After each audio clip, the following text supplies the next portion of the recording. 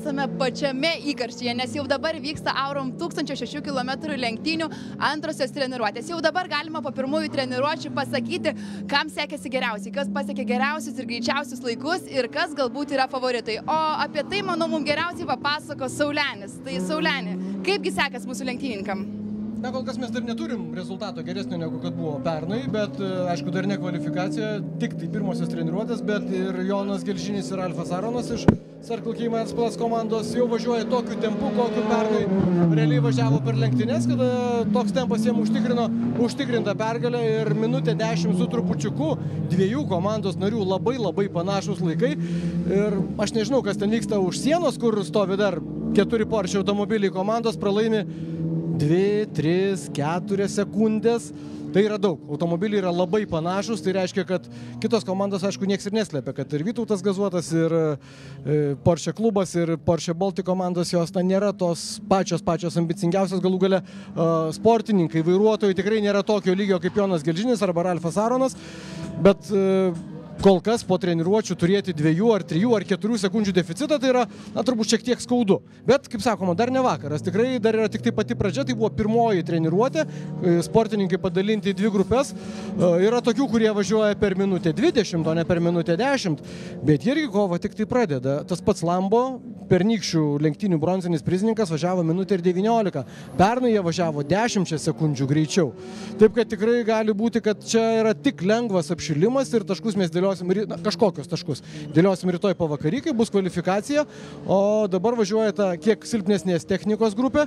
Čia labai greiti yra Tarzanijos Audi S4 automobilio pasirinkę vyrai.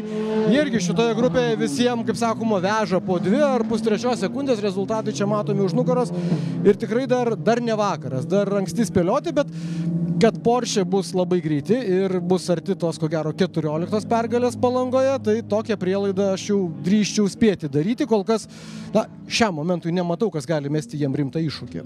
Ačiū tau labai, Sauleni. Dabar mes turime studijoje Joną Gelžinį, kuris užfiksavo tikrai puikų laiką. Tai Jonai, aš tave kviečiu čia pas tave į mini studiją paklausinėti, kaipgi tau sekas, ir aš matau, kad jūsų komanda visiškai lyderiauja ir nesigaili priešininkų. Tai pasako, kaip pirmieji įspūdžiai po treniruotės. Na, mes tiesiog norim išsibandyti kiek įmanoma automobilį, bandom įvairiausius pasikeitimus, iš tikrųjų beveik visi pravažiavom po kelis ratus, dabar šiek tiek reguliuojame automobilį ir bandysime vėl pravažiuoti kažkokiu tai tokiu greitesniu ratu, pasižiūrėti kaip kas. Kaip trasa pati, ar yra dabar sunku pradžioje važiuoti ir tikriausiai negalima rodyti pačių geriausių savo rezultatų, nes tu negali maksimaliai greitai važiuoti, ar ne? Ar tu spaudi iki galo? Ne, nemanau, kad kažkas tai slepiasi, bet tiesiog padangos yra turbūt pas visus pernykštės arba iš kažkokių tai treniruočių. Trasa yra iš tikrųjų naudojama kasdien, čia važinėja automobiliai su nešvariom padangom, daug dulkių, daug žvyro ir tie sportiniai automobiliai su tom karštom padangom, jie kaip siurbliai veikia, pabiški surenka iš visur tas dulkės ir trasa gerės, aš garantuoju, kad jinai gerės kiekviena treniruotė ir antroji treniruotė mes turbūt pamatysime dar geresnius laikus. Tu esi patyręs lenktynininkas, pas tavo komandą yra vis tiek jaunesnių ir ar yra, kad jūs pasiskirsite, kada kas važiuoja, ar galbūt kažkurie daugiau, kurie mažiau turi patirties ir jam reikia daugiau laiko prisitaikyti prie trasos? Iš tikrųjų, Ralfas yra profesionalus lenktynininkas, jis važiavo formulį, dabar jis ten atsakingas už komandą vieną, tai šiais metais važiavo praktiškai 0 laiko, tai mes jam skirsime daugiau laiko treniruotėse. Aš pats gan nemažai važiavau su šitą mašiną ir Barcelonoje, ir Pernu trasoje Estijoje, tai man kaip ir nereikia daugiau laiko, tai kažkaip išsidalinsim, kad visi būtume pajėgus. Ačiū tau labai, Jonai, sėkmės toliau trasoje ir dabar mes turime šalia Roką Baciušką. Tai Rokai, dabar aš tave kviečiu labai pas save ir dabar jau tavo visi įspūdžiai po pirmųjų treniruočių ir kaip tau sekėsi išbandyti trasą. Tai pirmas treniruotės, aišku, trasa slidi, pilna dulkių.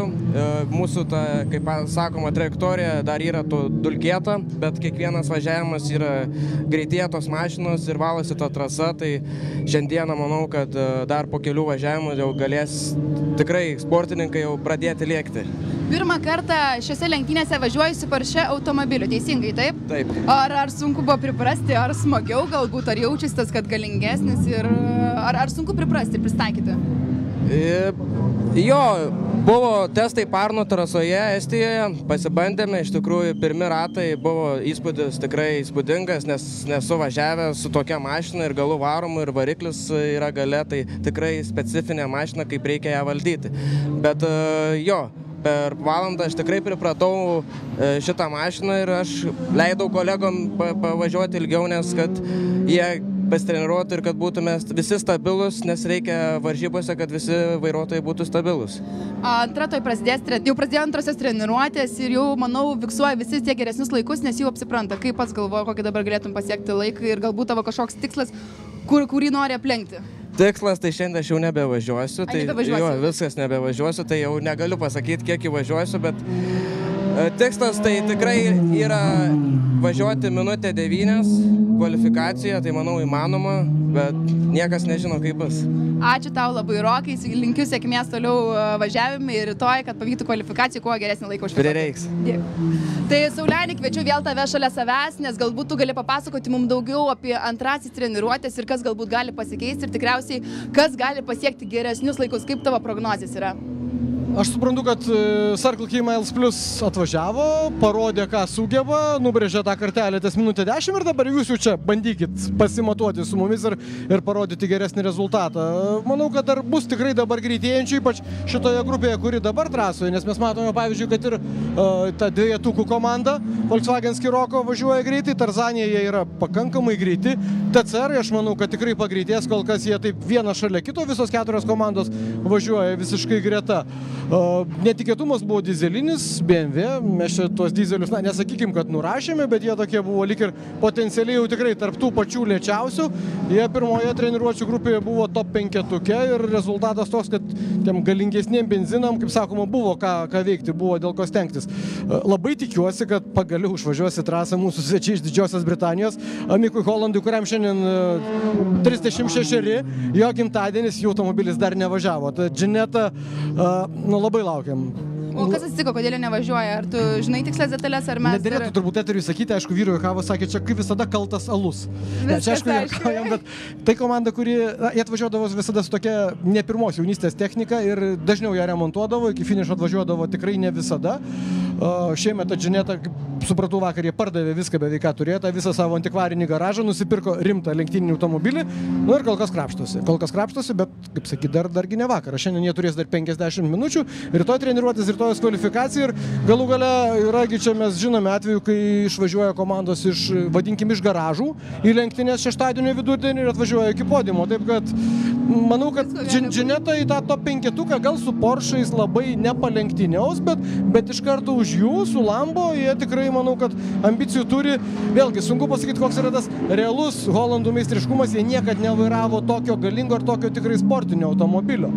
Gal jie, nepykim, trūksta jam drąsos ir trūksta įgūdžių, kai tu vairuoji techniką su ten 200 ar 300 arklių yra viena, kai tau duoda 500 kumeliukų ir gerą trasą ir rimtą sportinį automobilį, gal tau kažko jums ir pristiks ir tu ten po sekundę kiekviename rate ir tu nepakilsi. O gal atvirkščiai, gal jie čia sublizgės taip, kad gelžinis krapštys galvą ir sakys, velnės, iš kur čia tie Holandai išlindo. Taip, kad neskubinkim įvykių. Supratau, ačiū tau, Saulenį, ačiū žiūrovai.